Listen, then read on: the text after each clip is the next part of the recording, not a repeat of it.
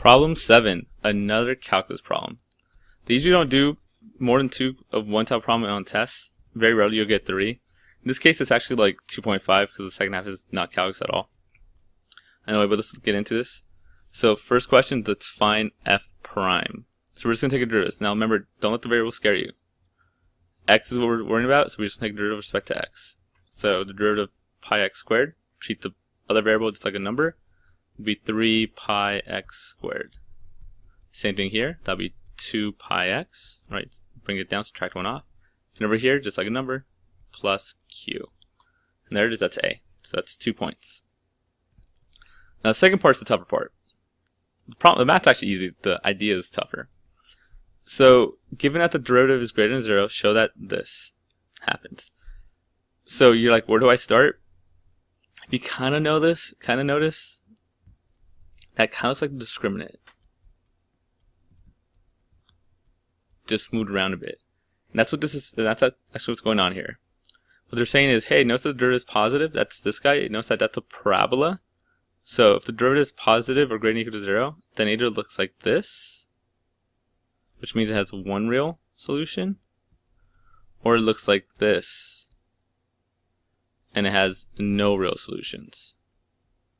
And if you remember our discriminant, in this case, the triangle discriminant equals 0. That's my triangle there. In this case, it's less than 0, because that means you have no real.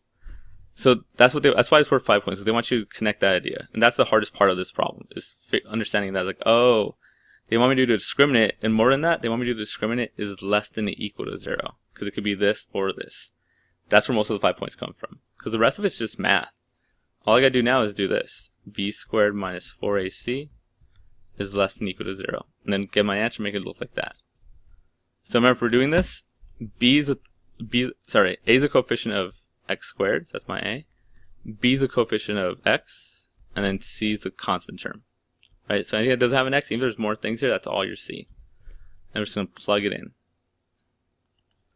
So I'm going to get 2b squared minus 4 times 3b times c, which is q, all less than or equal to 0. Remember that square goes to both of them. So 4b squared minus 12pq is less than or equal to 0. Now, so remember, we want to get to like this right here. So I'm going to keep the b squared on this guy. I'm going to move everything else over. So I'm going to get 4b squared is less than or equal to 12pq. And then if you notice, there's no number in front, so we're going to divide by 4.